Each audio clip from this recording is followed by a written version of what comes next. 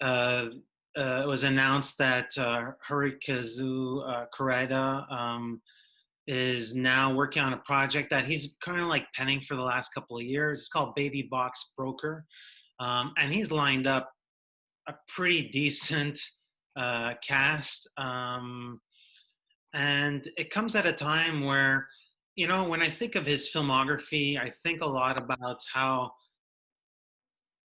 his films sort of like speak to one another, and they sort of like belong to, I don't want to say lighter drama, but like, he has, he, he's concerned about family, and he's concerned about um, uh, different lapses in society, and people falling through the cracks. And I think this one sort of like connects the dots between Erdal, which was really like completely out there for the filmmaker, because he employs the lead actress from Erdal, and sort of like adheres to, again, those qualities that we've seen in his more recent filmography. So yeah, let's talk about the project.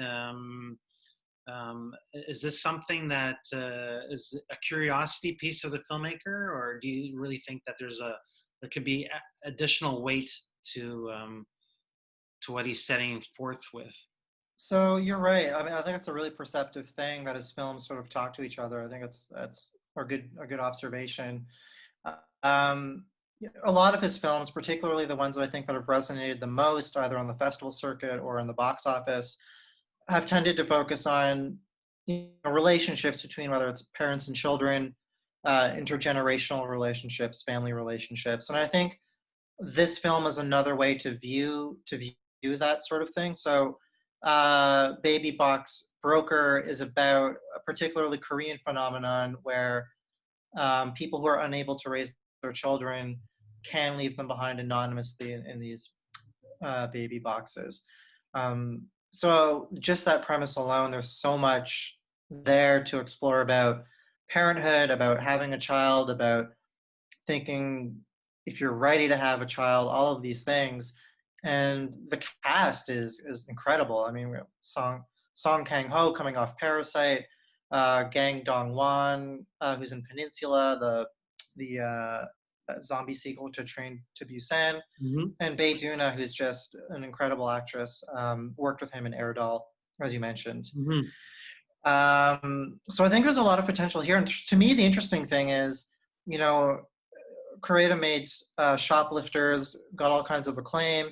Right after that, he goes to make his first film in French and English, with The Truth.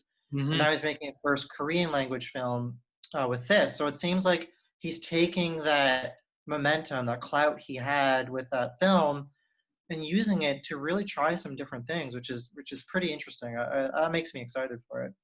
Yeah, there certainly is a universal quality to his more popular films, and they do speak to a larger public. And I think him venturing into different landscapes, if you want to call it, or different languages altogether, it's him getting out of that comfort zone. And I think a text like this could actually be quite critical of his own society in general, but also this, where we're at economically, and the fact that people can't, um, we're, we're we're part of a, I don't know, greener grass on the other side. And it'll be fun to see the Parasite actor sort of like be part of that fold, and continue a conversation that exists with Parasite in a way.